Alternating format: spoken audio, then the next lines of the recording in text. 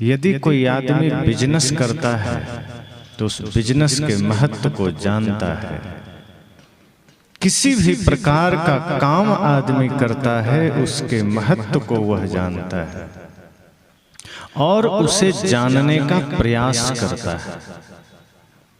ऐसा कोई काम नहीं जिसको जाने बिना आदमी करने को राजी हो जाए। सत्संग भी जब हम जान लेते हैं इसकी महत्ता को, इसकी गुणवत्ता को, तो हम इससे जुड़ जाते हैं। इतना ही समझना है कि जैसे धन हमारे भौतिक जीवन को सजाता है, सत्संग हमारे आध्यात्मिक जीवन को सजाता है। भौतिक जीवन जहां क्षणभंगुर है, आध्यात्मिक जीवन शाश्वत है। भौतिक जीवन का जहां एक समय के बाद विराम हो जाता है, लेकिन आध्यात्मिक जीवन सदा है, निरंतर है। इसलिए सत्संग का महत्व जब हमारे जीवन में पता चलता है, तब हम सत्संग में जुड़ते हैं, सत्संग सुनते हैं। लेकिन यह भी जानना जरूरी है कि वह सत्संग में हम सुनते क्या है और सत्संग कहते किसे हैं। कहीं भी दो चार किस्से कहानियां कहना सत्संग है, कुछ भीड़ इकट्ठी होना सत्संग है। सत्संग का सीधा अर्थ है जहां सत्य का संग है, जहां संतों का संग है, जहां हमें जीवन में एक एक रहस्यों का पता चले, वह सत्संग है। जिससे मुक्ति का मार्ग पता चले, जिससे क्या करना है क्या नहीं करना है इसका बोध हो सके, क्या अच्छा है क्या बुरा है इसका ज्ञान हो सके, वह सत्संग है।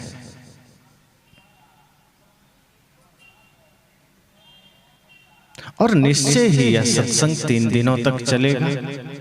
3 दिनों में हम सबको अपने जीवन को समझने और अपने जीवन में एक बदलाव लाने का मार्ग मिलेगा। सत्संग कभी साधारण नहीं होता। शब्द साधारण होते हैं, लेकिन वे शब्द जो सत्संग के होते हैं, सत्य के होते हैं, उसमें इतना सामर्थ्य होता है कि वो पूरी मनुष्यता को बदल सके, पूरे समाज में एक परिवर्तन ला सके, रोती हुई मानवता में एक मुस्कुराहट आ सके। इतना सामर्थ्य सत्संग में होता है। और जितना भी समय हम सत्संग में देते हैं, वह समय हमारे जीवन को कीमती बना देता है। इसलिए जब किसी ने गोस्वामी जी से पूछा कि आपके नजरों में सबसे कीमती और महत्वपूर्ण समय कौन सा है, तो उन्होंने इतना ही कहा, धन्य घड़ी जब सोई सत्संगा। उन्होंने यह नहीं कहा कि वह घड़ी धन्य है जब तुम रुपये का बंडल गिन रहे हो, वह घड़ी धन्य है जब तुम परिवार के साथ बैठे हो, वह घड़ी धन्य है जब तुम व्यापार कर रहे हो। उन्होंने इतना ही कहा, ये तो तुम करोगे ही, पेट के लिए इतना तो आवश्यक है, ये तो सब करते हैं, लेकिन ध्यान रखना वह घड़ी धन्य है, वह घड़ी महत्वपूर्ण है जब तुम्हारा समय सत्संग में बीते, तुम्हारा समय संतों के संग में बीते, तुम्हारा समय ज्ञान में बीते। तो इसलिए इन 3 दिनों में हमें अपने जीवन को समझने, अपनी समस्याओं को समझने का अवसर मिलेगा। ये 3 दिन में हम जानेंगे अपने ही प्रश्नों को। इस 3 दिनों में हम समझेंगे अपने ही विषम परिस्थितियों को, अपने ही जीवन के रोगों को। जब तक शरीर का रोग पता ना चले, तब तक दवाई खाना उचित भी तो नहीं है। और डॉक्टर तो इसलिए पहले आपको जांच लिख देते हैं कि जाइए जांच करा लीजिए, क्या क्या समस्या है पता तो चले। अब रोग का पता ही न चला, दवाइयां दी जा रही है तो रिएक्शन हो जाता है। कई डॉक्टर अनुभवी नहीं होते हैं और उनके पास अगर कोई मरीज चला गया तो वो अंदाज से ही 5-7 दवाई दे देते हैं कि कोई तो काम करेगा, रोग का तो पता चला नहीं।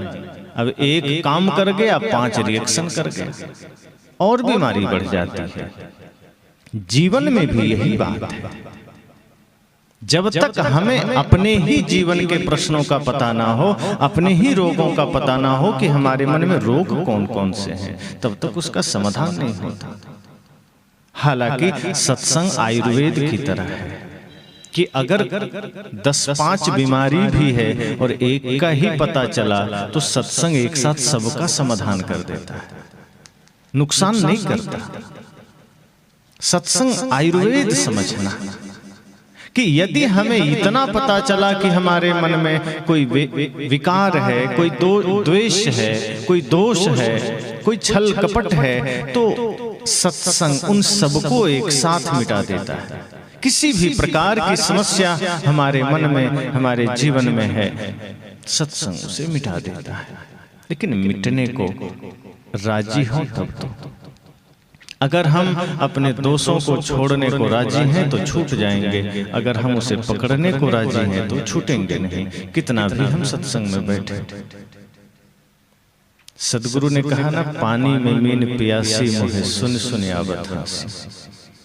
अब एक मछली ने कहा कि मुझे बड़ी प्यास लगी है। सदगुरु कबीर ने कहा तो हंसी की बात है, तुम पानी में ही हो, पानी के बिना तुम्हारा जीवन चल नहीं सकता, पानी के बाहर तुम जीवित ही न रह सकोगे, और तुम पानी में हो इसका प्रमाण यह है कि तुम जिंदा हो, और तुम्हारे जिंदा होने का सबूत है कि तुम जल में हो और फिर तुम प्यासे हो। ये हंसी की बात है, लेकिन वो मछली कोई और नहीं, ये मनुष्य है, इस समाज है। सदगुरु कहते हैं तुम भी ज्ञान के बीच बैठते, ऐसा कोई नहीं जिसके पास ज्ञान ना हो। छोटे से छोटे, बड़े से बड़े लोग के पास ज्ञान का भंडार है, कमी किसी के पास। पर सदगुरु कहते हैं फिर भी जीवन में दुख है, फिर भी मन में पीड़ा है, फिर भी आचरण में दोष है। इसका मतलब पानी में मीन प्यासी मुझे सुन सुन आवत हासी। अगर मन में द्वेष, मन में पीड़ा, मन में छल, मन में कपट है, इसका मतलब पानी में तो है, सत्संग में तो है, मंदिर में तो बैठे हैं, लेकिन मंदिर में बैठना हमारा किसी काम का नहीं। मंदिर में तो गए, तीर्थ में तो गए, संत दर्शन को तो गए, पर परिवर्तन ना आ सका, कोई बदलाव ना आ सका। ये सत्संग हमारे जीवन को बदलता है। तो मैंने कहा कि ये 3 दिन हम सब इतना ही जानेंगे कि हमें अपने जीवन को बदलना कैसे है, और 3 दिन होते होते आप पाएंगे कि जीवन में एक परिवर्तन का संकल्प जागृत हो उठेगा। आप अनुभव करेंगे कि 3 दिन के सत्संग के बाद आपके जीवन में एक संकल्प का भाव जागृत होगा कि निश्चय ही यह जीवन क्षणभंगुर है, बेहोशी में जीना उचित नहीं। हमारी यात्रा बेहोशी में होती है, इसलिए भूलें होती है। हमारी यात्रा मूर्छा में होती है, इसलिए त्रुटियां होती हैं। जीवन में त्रुटियां इन्हीं वजहों से होती। कभी क्रोध आया, कभी किसी की निंदा का भाव जगा, कभी किसी के प्रति द्वेष का भाव जगा, कभी ईर्ष्या का भाव जगा, कभी हिंसा का भाव जगा। संत कहते हैं ये भाव जगते ही तब हैं जब हम थोड़ी बेहोशी में होते हैं।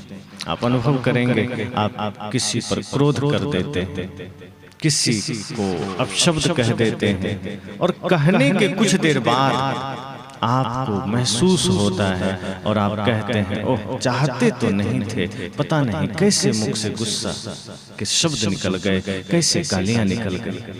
आप कभी गाली दे देते हैं, किसी ने कहा कि आपको गाली नहीं देना चाहिए, फिर आप तब थोड़ा सा सोचते हैं और कहते हैं वो चाहते तो नहीं थे, पता नहीं गाली निकल कैसे गई। इसका इतना ही मतलब है कि गाली उस वक्त निकली जब आप अपने भीतर मौजूद नहीं थे, जब आप अनुपस्थित थे, और आपके अनुपस्थिति में मन ने भीतर से कचड़े बाहर कर दिए, भीतर के विकार को बाहर दिखा दिया संसार का। जब हम मौजूद होते हैं, जब हम जागरूक होते हैं, होश में होते हैं, तो फिर मन कभी भी आपके आज्ञा के विरुद्ध कार्य नहीं कर सकता। फिर क्रोध के भाव ना जगेंगे। कोई आदमी कहता है ना कि क्या करें, बीड़ी नहीं छूटती, शराब नहीं छूटती, ये सारे विकार तब हमारे जीवन में आते हैं जब हम बेहोशी में होते हैं। और शराब तो प्योर बेहोशी की बात है। लोग कहते हैं कि आदमी शराब पीता है बेहोश हो जाता है, कुछ भी बोलता है, दिमाग खो गया, बेहोशी में आ गया। संत कहते हैं ऐसा बिल्कुल नहीं, वो बेहोश पहले ही हो गया इसलिए शराब पिया है।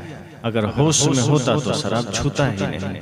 वो बेहोश बाद में थोड़े हो, पहले ही हो गया। उसकी मूर्छा पहले ही आ गई, निद्रा पहले ही आ गई, तब उसने शराब को छुआ। पहले ही बेहोशी आ गई, तब उसने गुटखा को छुआ, तब उसने झूठ को छुआ। इसलिए भले ही शरीर मंदिर में बैठा हो, भले ही शरीर सत्संग में बैठा हो, पर मन अगर बाजार का चक्कर काट रहा है, संसार का चक्कर काट रहा है, तो समझना शरीर यहाँ रहेगा लेकिन लाभ कुछ ना होगा।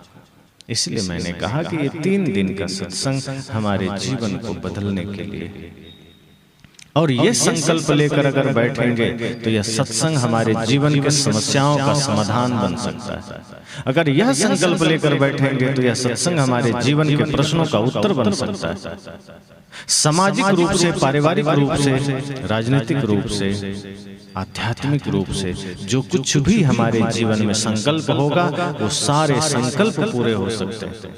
ये सत्संग सिर्फ हमारे आध्यात्मिक जीवन को ही सुंदर नहीं बनाता, हमारे व्यवहारिक जीवन को भी व्यवस्थित करता है, हमारे राजनीतिक जीवन को भी व्यवस्थित करता है, सामाजिक जीवन को भी व्यवस्थित करता है।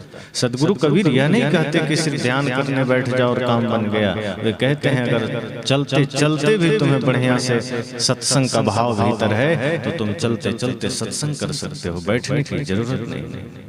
अगर सत्संग आचरण में उतर जाए तो तुम पढ़ते लिखते सत्संग कर सकते हो। झाड़ू लगाओ, मंदिर हो या आंगन, समझना सत्संग ही है, बस भाव पवित्र रहना चाहिए। आपका कर्म ही पूजा बन जाए तो सत्संग तो उतर ही गया, समझना। अगर आप घर में ही सेवा कर रहे हैं और वह सेवा का भाव पूजा का भाव बन जाए तो समझना आपका घर में ही सत्संग हो गया। अगर आप सड़क में झाड़ू लगा रहे हैं और वो सड़क आपके भीतर यह भाव जग जाए कि यह सड़क परमात्मा का ही आंगन है तो समझना कि वो पूजा ही हो गया। आप किसी को भोजन दे रहे हैं और ये समझना कि ये भोजन हम परमात्मा को ही दे रहे हैं तो भोजन भी प्रसाद हो जाएगा। यही तो फर्क है हमारे चिंतन में कि जैसे ही चिंतन बदलता है हमारी सोच बदलती है, जहां होते हैं वहीं सत्संग हो जाता है। फिर अलग से सत्संग में जाने की आवश्यकता कहाँ है। फिर जहां भी खड़े होते हैं वहीं से धर्म की यात्रा आरंभ हो जाती है, वहीं से ज्ञान की धारा प्रवाहित हो जाती है। और इसके लिए यहाँ वहां भटकने जाने की जरूरत नहीं पड़ती। फिर जहां खड़े हैं सत्संग समझना हो गया। अगर आपने किसी जीव जंतु की सेवा की, समझना परमात्मा की सेवा की। आपने भूखे को भोजन दिया, समझना परमात्मा को भोजन दिया। यह भाव एक बार जागृत तो हो और हुआ तो सत्संग हो गया। सत्संग मतलब यही है कि भीतर की चेतना का जग जाना, और वो आप अगर बाजार में हैं तो वहां ज्यादा जरूरी है। सत्संग में तो सभी शांत हैं, यहाँ किसी से किसी को विवाद थोड़े, यहाँ किसी से किसी को झगड़ा भी नहीं है, किसी को कोई अपशब्द भी नहीं कहेंगे, किसी से किसी को शिकायत भी नहीं है। असली मामला तो शुरू होता है बाजार में, घर में, संसार में। और जब वहां हम इसी भाव में जीने लगे तो समझना सत्संग वहां हो गया, और वहां सत्संग हो गया तो जीवन स्वर्ग बन गया, सुंदर बन गया। तो जीवन को सुंदर बनाने का यह केंद्र है। सत्संग को इसलिए परिवर्तन प्रवर्तक स्थल भी कहते हैं कि यहाँ मन बदलता है, जीवन बदलता है, जीने का ढंग बदलता है। बिखरा हुआ परिवार एक सूत्र में बंधता है, ये वो स्थल है।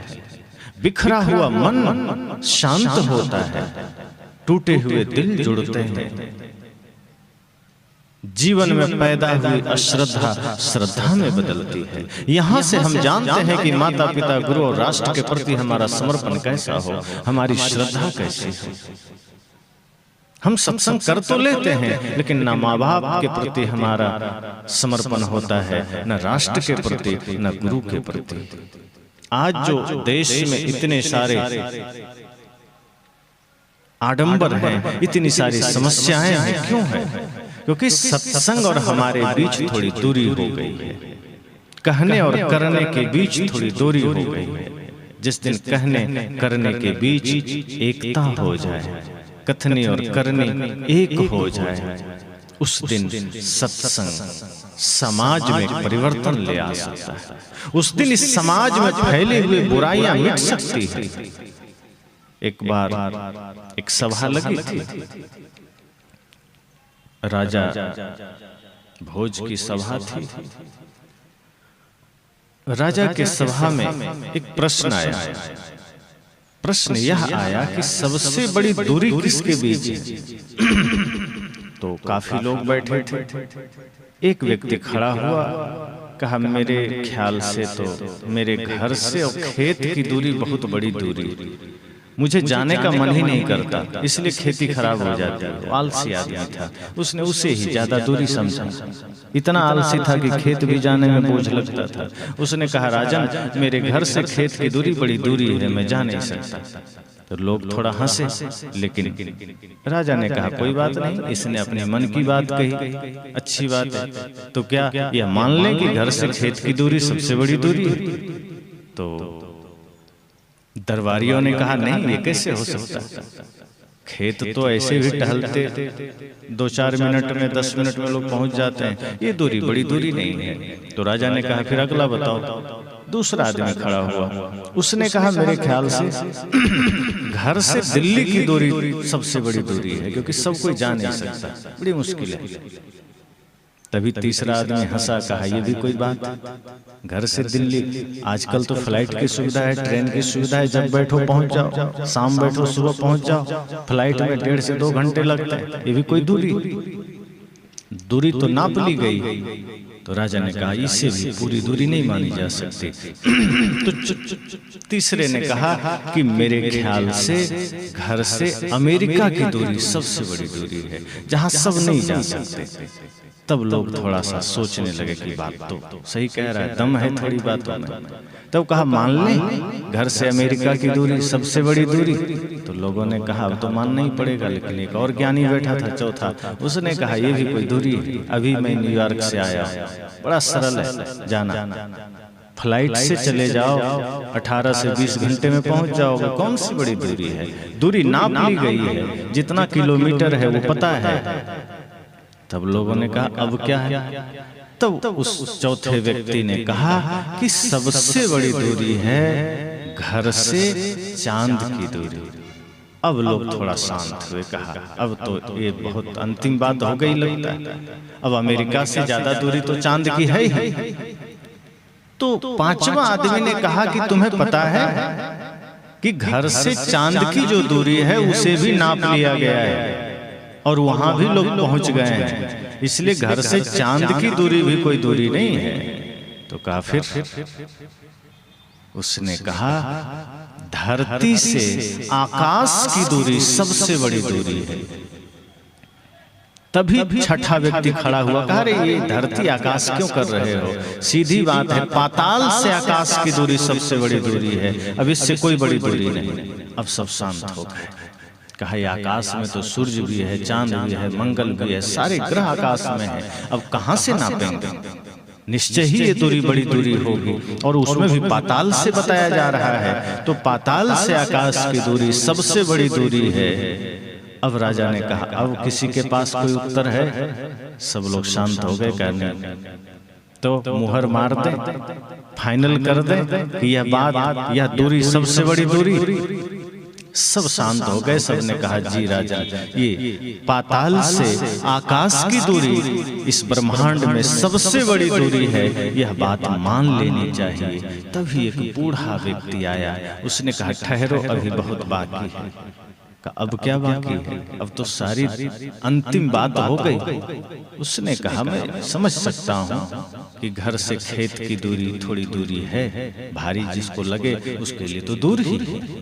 कहते हैं ना कि मिलना मंजूर हो तो दिल्ली नहीं दूर है, और मिलना मंजूर ना हो तो चौखट बड़ी दूर है। अगर मन ना हो तो दरवाजा भी बहुत भारी लगता है निकलने में, और मन हो तो कहीं जाया जा सकता है। तो पहले व्यक्ति ने कहा कि घर से खेत की दूरी बड़ी दूरी है, ठीक है, वो अपने भाव से कहा। किसी ने कहा घर से दिल्ली की दूरी, ये भी है, बात मानता हूँ। किसी ने कहा घर से अमेरिका की दूरी, ये भी कुछ दूरी है, ये भी बात मैं मानता हूँ। किसी ने कहा धरती से चांद की दूरी, ये भी मैं मानता हूँ। किसी ने कहा धरती से आकाश की दूरी, ये भी मैं मानता हूँ। किसी ने एक ने कहा पाताल से आकाश की दूरी, ये भी मैं सुना हूँ, मानता हूँ। लेकिन ध्यान रखना, आज विज्ञान के पास ऐसी ऐसी मशीनें हैं कि इन सारी दूरियों को नापा जा चुका है। इसका सबका मापदंड सबके पास है कि कहाँ से किसकी कितनी दूरी है। इसलिए सबसे बड़ी दूरी ये भी नहीं है, सबसे बड़ी दूरी वह माना जाएगा जिसको आज तक किसी ने नापा नहीं। और मेरे हिसाब से राजन, इस धरती पर, इस ब्रह्मांड में सबसे बड़ी दूरी है कथनी और करनी के बीच की दूरी, जिसे लोग नाप नहीं पाते हैं। इसलिए मेरे हिसाब से ये बाहर की दूरियां तो छोटी सी दूरियां हैं, ये बाहर की यात्राएं तो छोटी सी यात्राएं हैं। हमारे जीवन की सबसे बड़ी दूरी यही है, कथनी और करनी के बीच की दूरी। जैसा कहे करे पुनि तैसा राग द्वेष निरुवारे। कहे जैसा कहो वैसा करने में हमारे जीवन बीत जाते हैं, उम्र गुजर जाते हैं, वैसा कर नहीं पाते हैं। एक एक क्षण हमारा निकलता चला जाता है, जवानी चली जाती है, बुढ़ापा चली जाती है, अंतिम राख हो जाते हैं। लेकिन कथनी और करनी एक होना बहुत मुश्किल है। कोई विरला है जो अपने कथनी और करनी को एक कर लेता है, और वो विरले इस पूरे ब्रह्मांड में 0.000% भी नहीं है, 0.001 इतना है। तो समझ लेना, ये सबसे बड़ी दूरी है। जिसके जीवन में सत्संग उतर जाता है, उसकी कथनी करनी एक होने की संभावना बढ़ जाती है। अब हमारे जीवन में कथनी है, करनी नहीं। हम कहते हैं, सुनते हैं, चलते नहीं। संत कहते हैं कहना थोड़ा, चलना ज्यादा। अगर एक शब्द गुरु संतों का सुनो, उसे जीवन में उतारने की चेष्टा करना। यही इस जीवन का विजय है, यही इस जीवन की जीत है। हम तो संसार में जीतने की चेष्टा करते हैं और अपने भीतर ही हारते चले जाते हैं। असली विजय यह नहीं है कि आप बहुत से धन का मालिक हो गए। आपकी विजय इसमें नहीं है कि आप 10, 20, 50, 100 लोगों पर शासन करने लगे। ये आपकी विजय इसमें नहीं है कि आप बहुत से लोगों का संगठन का हिस्सा बन गए। आपकी विजय इसमें भी नहीं है कि आपका सम्मान होने लगे। तो संत कहते हैं विजय किसमें है? कहा विजय आपका उसमें है कि आप अपना मालिक बन जाए। हम अपना ही मालिक नहीं बन पाते, अपने मन का मालिक नहीं बन पाते, और राष्ट्र पर, समाज में, दुनिया में विजयी होना चाहते हैं, दुनिया पर शासन करना चाहते हैं। दुनिया पर शासन करना तो कभी न कभी संभव हो जाएगा, लेकिन वो शासन फिर कोई काम का नहीं। जिसने अपने मन पर शासन कर लिया, वो उसकी महत्ता कभी घटती नहीं। जब भगवान बुद्ध बाल्य स्वरूप में थे, सिद्धार्थ के रूप में, तो कहा जाता है कि भविष्यवाणी की गई कि ये चक्रवर्ती सम्राट बनेंगे, लेकिन अगर नहीं बन पाए तो ये सन्यासी बनेंगे। उनके पिता क्रुद्ध हुए कि ऐसी भविष्यवाणी मत करिए, मेरा बेटा चक्रवर्ती सम्राट ही बनेगा, राजा बनेगा, लोगों पर शासन करेगा, ये सन्यासी कभी नहीं बनेगा, और बनना भी चाहेगा तो हम बनने नहीं देंगे। ये उनके पिता ने कहा। लेकिन संत ने क्या कहा कि राजन आप समझे नहीं, चक्रवर्ती सम्राट बन तो जाएगा, राज्यों पर शासन करेगा, मनुष्यों को अपने अधीन करेगा, लेकिन ये जिस दिन सन्यासी बन गया, ये पूरे विश्व पर शासन करेगा। और फिर ये लोगों पर नहीं, लोगों के दिलों पर शासन करेगा। और उससे बड़ा सामर्थ्यशाली सम्राट और कौन हो सकता है? राजा को स्वीकार नहीं हुआ, लेकिन भगवान बुद्ध बाद में आप सब जान रहे हैं कि उन्होंने सच में लोगों के हृदय में अपनी जगह बनाई। उनका शासन ये राजनीतिक शासन ना हो सका। वो राज्यों पर शासन नहीं किए, मनुष्यों पर शासन नहीं किए, उन्होंने लोगों के हृदय में अपनी जगह बनाई और श्रद्धा से सबने उनको अपना माना। राम ने कोई राजनीतिक रूप से लोगों को अपना नहीं बनाया, अपने आचरण, अपने आदर्श से अपना बनाया। इसलिए आज भी लोग उनका उदाहरण देते हैं। कृष्ण ने अपने आचरण से, अपने कर्म से, अपने ज्ञान से, अपने प्रेम से लोगों को अपना बनाया।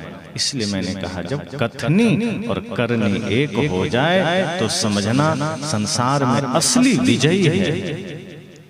और ये कथनी और करनी एक होगा कैसे?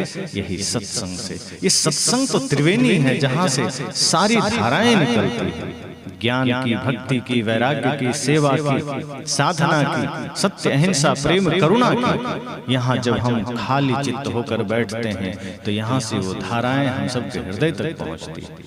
और यदि यहाँ हम पहले से ही कुछ भर कर बैठे तो धाराएं हमारे हृदय में नहीं जाती। इसलिए संत कहते हैं कि सत्संग में बैठिए, या भाव से बैठिए कि यह सत्संग हमारे जीवन के प्रश्नों का उत्तर बनेगा, यह सत्संग हमारे जीवन की समस्याओं का समाधान बनेगा, वरना कोई उपाय नहीं है। ये जीवन बीतता चला जाएगा और एक दिन जब लाचार होंगे, शरीर थकेगा, इंद्रियां शिथिल होगी, तब ध्यान आएगा कि असली बात तो बीत गई, अब तो ये संसार और शरीर बोझ ही लग रहा है। जो करना था कर ना पाया, जैसा जीवन जीना था वो जीवन जी ना पाया। व्यर्थ का जीवन चलता चला गया, चलता चला गया, वह काम नहीं कर पाए और जीवन में दाग लगा। प्रकृति ने शरीर कैसा दिया था, जरा सोचिए। जब बच्चे का जन्म होता है तो कैसा रहता है? उसमें चोरी का गुण होता है, छल कपट, कुछ नशा, दुर्व्यसन, शराब, गुटखा, कुछ भी। वो हिंदू है कि मुसलमान है कि सिख है कि ईसाई है, बच्चे का जन्म हो और उसे किसी को दे दीजिए तो जहां जाएगा वैसा ही रंग में ढल जाएगा, वो कुछ भी नहीं है। लेकिन जब बड़ा होता है, धीरे धीरे परिवार का संग मिलता है, समाज का संग मिलता है, एक एक दाग लगते चले जाते हैं। दाग ही तो है। जातिवाद का दाग लग गया, संप्रदायवाद का दाग लग गया, धन का लगा, अमीरी गरीबी का दाग लगा, छल कपट का दाग लगा, हिंसा का लगा, नशा दुर्व्यसन का लगा, नफरत घृणा का दाग लगा। इतने सारे दाग लगाते चले गए और प्रकृति को कैसा देते हैं वापस? बदरंग कर कर। जरा सोचिए, आपने किसी से कोई वस्तु मांगी, कहीं जाना हुआ, आपने किसी से कहा भैया थोड़ा सा गाड़ी दे देना अपना, आपकी गाड़ी का काम है, मेरे पास गाड़ी नहीं है।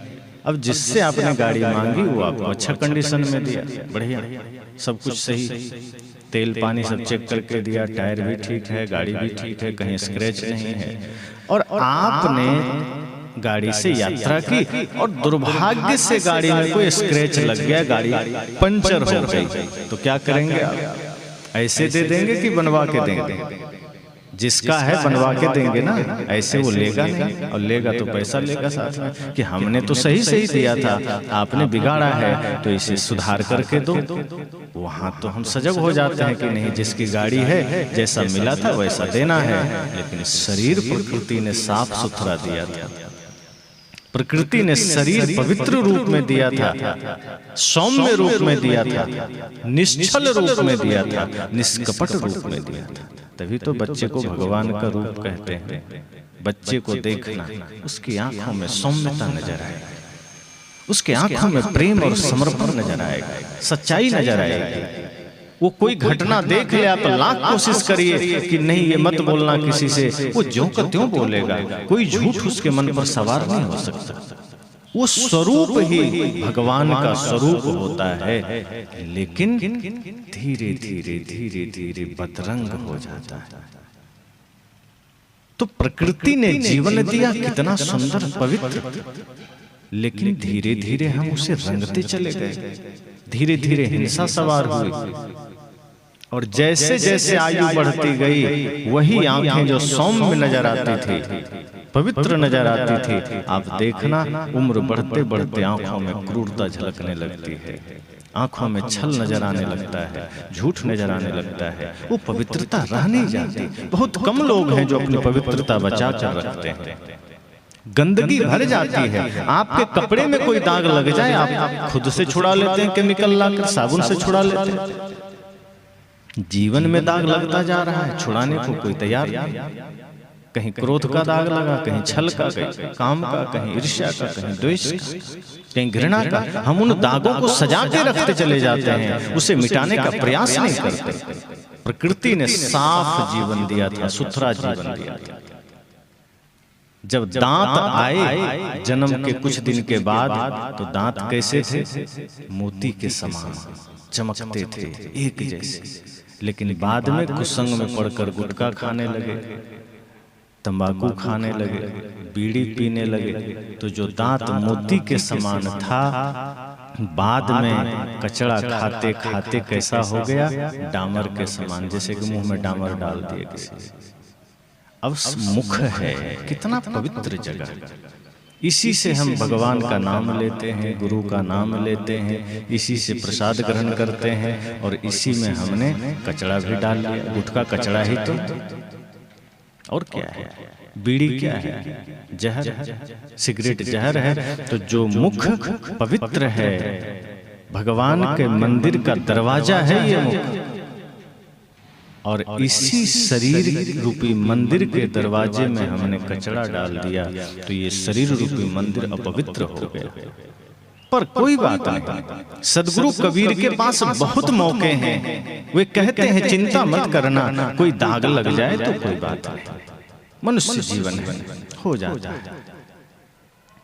और जगह तो कह देते हैं कि नहीं तुमने पाप कर लिया, अब कोई उपाय नहीं, अब तो नरक में ही जाना है। सदगुरु कबीर कहते हैं नहीं, ये मनुष्य जीवन कर्म की भूमिका है, बहुत उपाय है। पाप हो जाए चिंता मत करना, भूल हो जाए चिंता मत करना, हाँ, लेकिन अगर भूलों को सुधारा ना जाए तब नरक जाओ। लेकिन भूल हो जाए कोई बात नहीं। अंगुलीमाल से भी तो बहुत पाप हुआ, लेकिन बुद्ध मिले, जीवन बदला, सन्यासी बन गया। रत्नाकर ने भी तो बड़े जघन्य पाप किए, वैसा तो कोई नहीं करता आज। लेकिन सप्तऋषि मिले या नारद जी मिले, जीवन बदला, वाल्मीकि ऋषि बन गए। सदगुरु यही कहते हैं चिंता मत करना, कोई दाग लग जाए जीवन में कोई बात नहीं। भूल में लग गए, अनजाने में लग गए, कुसंग वश लग गए, ज्ञान ना था, कोई भूलें हो गई, कोई दाग लग गया, चिंता नहीं करना। लेकिन ये ध्यान रखना कि अब दाग छुड़ाने का समय है। प्रकृति को ये जीवन ऐसे मत लौटा दे। अगर ऐसे ही लौटा दिया तब कोई उपाय नहीं है, तब कोई नहीं बचा सकता नरक में जाने से। इसलिए दाग लग जाए तो चिंता नहीं है, कुसंग में पड़ करके कोई बुराई जीवन में आ जाए उसकी भी चिंता नहीं है। संतों ने कहा है मनुष्य गलती का पुतला है, अक्सर हो ही जाती है, जो कर ले ठीक गलती को उसे इंसान कहते हैं। और सदगुरु कबीर ने क्या कहा है? ध्रुव प्रहलाद सुदामा ने ओढ़ी, शुकदेव ने निर्मल कीनी चदरिया, शुकदेव ने निर्मल कीनी, दास कबीर ने ऐसी ओढ़ी,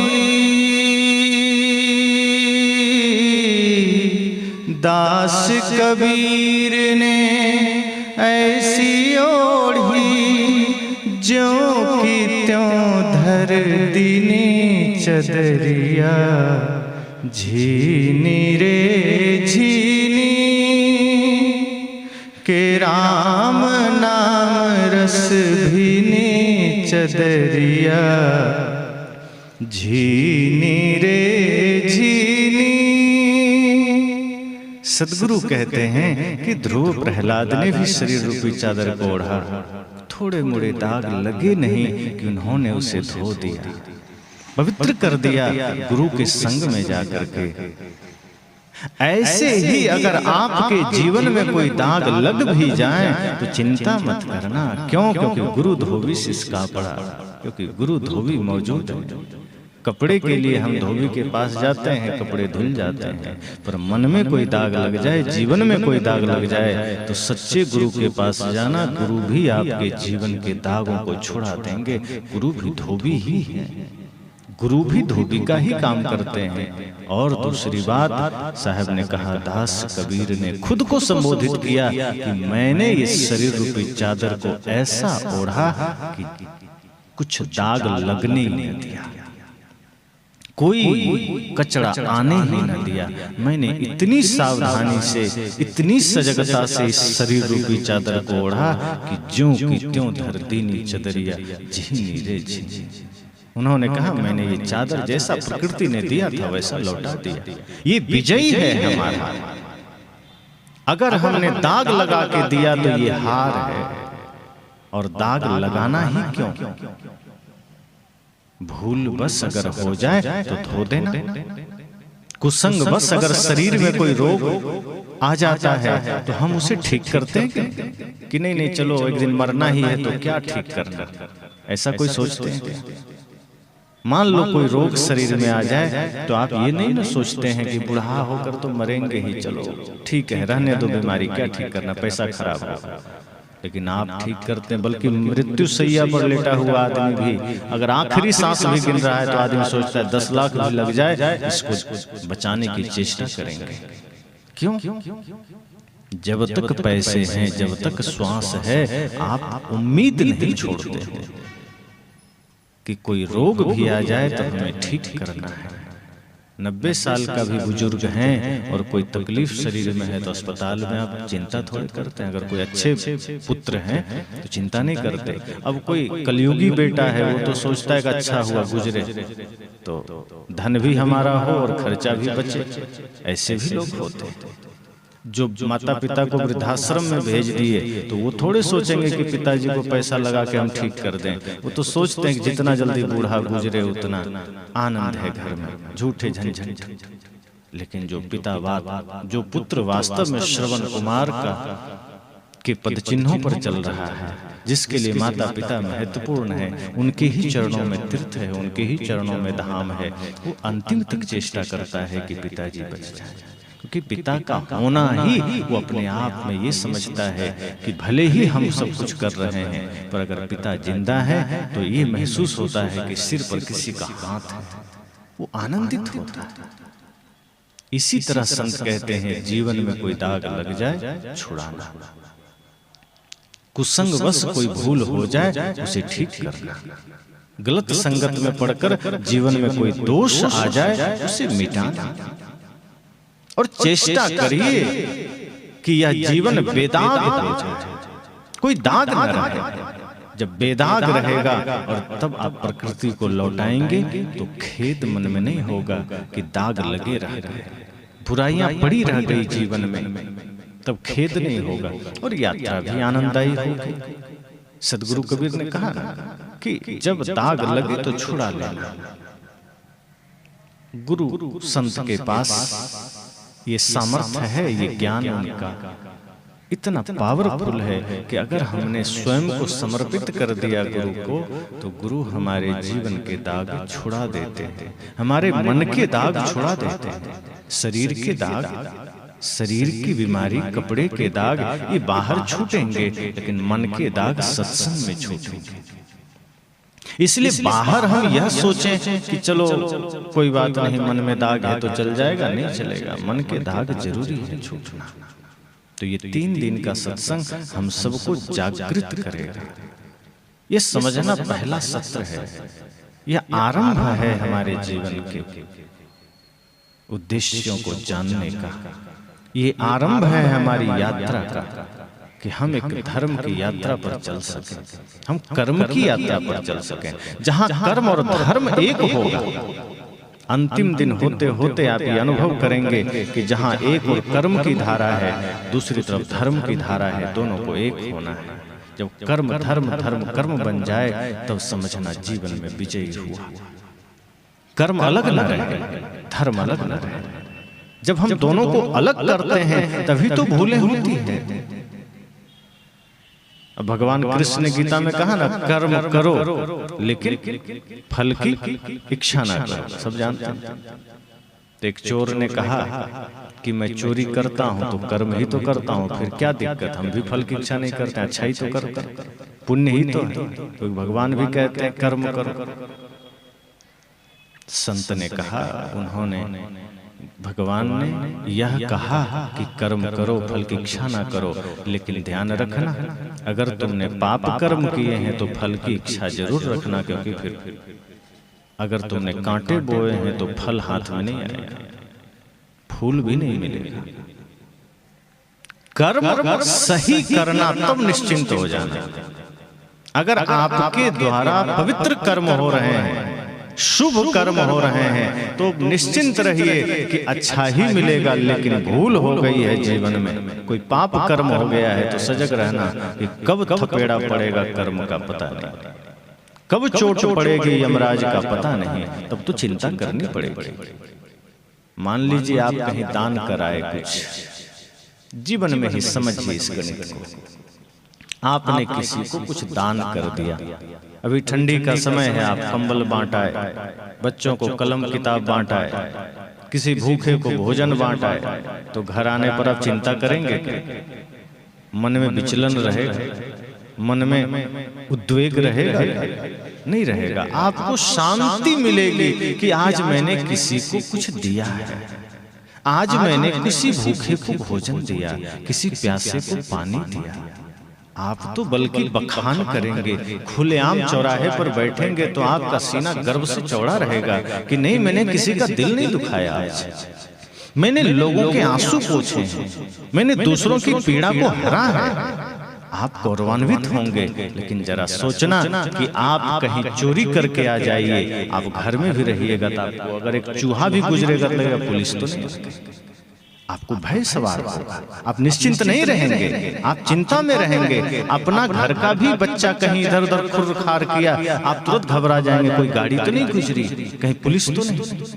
आप एकांत में भी हैं तो भयभीत हैं, चौराहे पर तो अब जा ही नहीं सकते। हो सकता है चोरी करते किसी ने ना देखा, किसी को पता भी ना हो, लेकिन आप निश्चिंत हैं क्या? आप शांत हैं? पीछे से किसी ने आवाज भी दिया तो आपको लगेगा, लगता है ये जान गया है, कहीं पकड़वा न दे, भागते फिरे। कर्म का फर्क पड़ गया ना। आप अच्छा कर्म करते हैं, सीना तान कर चलते हैं, निश्चिंत होकर बैठते हैं। लेकिन भूलें हो जाए, पाप हो जाए, आप निश्चिंत नहीं रहते हैं। किसी ने देखा नहीं, किसी ने रोका नहीं, किसी ने टोका नहीं, लेकिन आपका अंतर्मन आपको बार बार धिक्कारता है, बार बार भय पैदा करता है कि तुमसे भूल हो गई है, कभी भी पकड़े जाओगे, कभी भी गिरफ्त में आ सकते हो, इसलिए हम निश्चिंत नहीं रहते। तो कृष्ण ने कहा कि कर्म करना, फल की इच्छा न करना, लेकिन वहां पर सत्कर्म की बात है।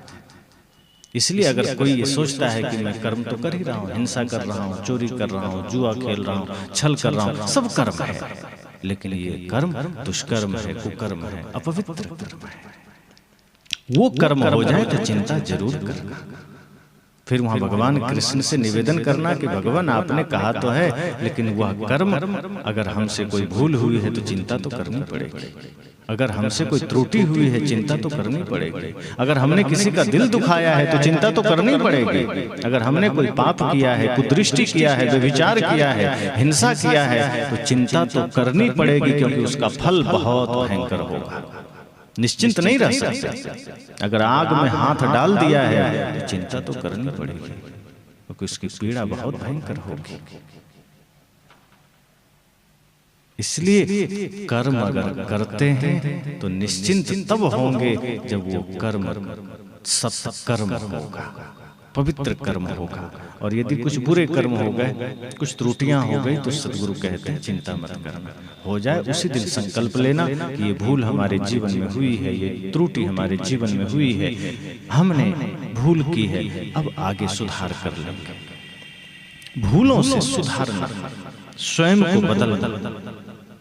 और यह जीवन में अगर हमने जाना समझा तो हम कहते हैं विपरीत परिस्थितियों में ही हम रास्ता खोजते हैं। अगर गलती रुलाती है तो ये राहें भी दिखाती है। कहा गया है कि गलती हो जाए और अगर रोना आए तो ये रास्ता भी दिखाती है। अगर कोई भटका हुआ आदमी हो, गलती करके वो सीख भी सकता है, क्योंकि वहां उस वक्त आपको। और एक बात और है ना कि जब जीवन में गलती हो जाती है तो सब ताने मारने खड़े हो जाते हैं, सहयोग देने कोई नहीं खड़े होंगे, सन्मार्ग दिखाने वाले कोई नहीं खड़े होंगे। वो तो एक सदगुरु है, संत है। जहाँ कहते हैं ना, दरबार में सच्चे सदगुरु के दुख दर्द मिटाए जाते हैं और दुनिया के सताए लोग यहाँ सीने से लगाए जाते हैं। दुनिया के लोग तो आपके जख्मों पर नमक छिड़केंगे, वो तो चर्चा करेंगे। अगर थोड़ा सा किसी काम में आप जेल चले गए तो मोहल्ले में अपने भी पराये बन जाते हैं कि देखो ये आदमी धर्मात्मा बने घूमता था, इतना दुष्टात्मा है। वो आपकी मजबूरी का इस तरह प्रचार करेंगे। इसलिए सदगुरु कहते हैं सजग रहिए, ये संसार आपका नहीं है। इस संसार सदैव आपके जख्मों को दिखाने के लिए तैयार है, आपकी पीड़ा को दिखाने को तैयार है। आप पीड़ा में हैं, वो मुस्कुराए। आप दुख में हैं, संसार खुशियां मनाए। इसलिए ये होश में आ जाने की जरूरत है कि संसार से उम्मीद क्या करना। ये संसार तो है ही माया का रूप। ये तो दुख में हमें और नीचे ले जाएगा, और हम सुखी रहेंगे तो संसार दुखी रहेगा। तो 3 दिनों का यह सत्संग आपके जीवन में परिवर्तन लेकर आए, ये मैं संकल्प लेने की बात करूंगा, यह दृढ़ प्रतिज्ञा करने की बात करूंगा।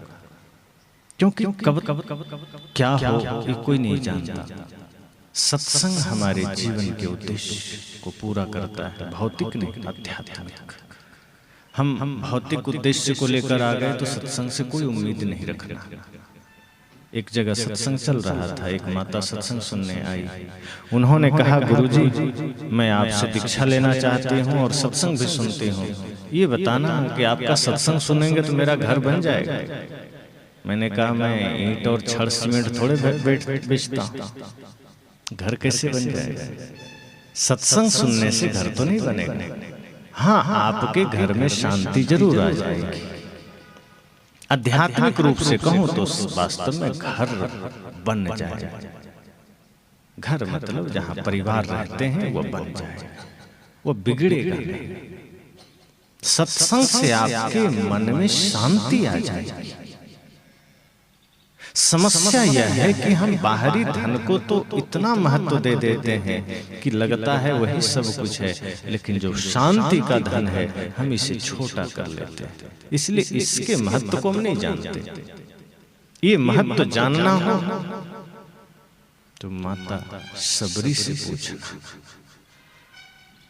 परम शांति और भक्ति का धन को जानना हो तो मीराबाई से पूछना,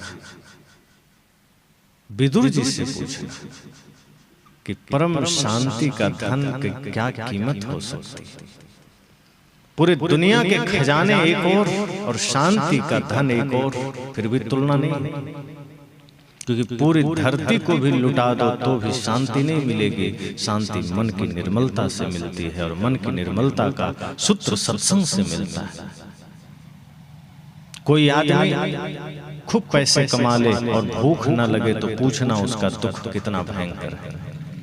वो रुपया चबाएगा कि खूब पैसे कमा लिया तो पैसे में ही मक्खन लगा के खाएगा? संभव है नहीं। डनलप का गद्दा हो, एयर कंडीशन रूम हो, एयर कंडीशन गाड़ी हो, और नींद अगर ना आए तो उसे वो मुलायम गद्दे भी काटते हैं, वो एसी भी काटता है।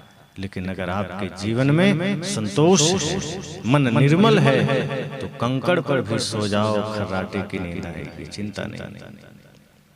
इसलिए मैंने कहा, ये सत्संग आपको वो परम शांति का धन प्रदान करता है जो धरती पर कहीं नहीं मिलेगा। लेकिन इस शांति के धन का पता तो हो कि ये हमारे जीवन में कितना महत्वपूर्ण है। बाहर का धन तो साधारण धन है, शरीर की व्यवस्था के लिए। यह बात अगर हम जान लिए कि बाहर का धन का उपयोग इतना ही है कि शरीर को हम जब तक श्वास है व्यवस्थित रख सकें। आप यहाँ ही देखिए, धन की आवश्यकता है, धन है तो ये पंडाल लग गया, धन है तो ये माइक लग गया, लाइटें लग गई, गद्दे आ गए। ये ना होता तो शायद ना लगता, लेकिन ये लगा किस लिए है? ताकि यहाँ सत्संग हो सके। ये बाहर के सारा विस्तार हम किस लिए किए हैं? ताकि ज्ञान की दो चार बातें सुन सके। इसका मतलब कुछ भी करके अगर हम ज्ञान सुनने को राजी हैं, मतलब ज्ञान उससे ऊपर है और सदैव ऊपर रहेगा। मतलब दोनों का अपना अपना काम है।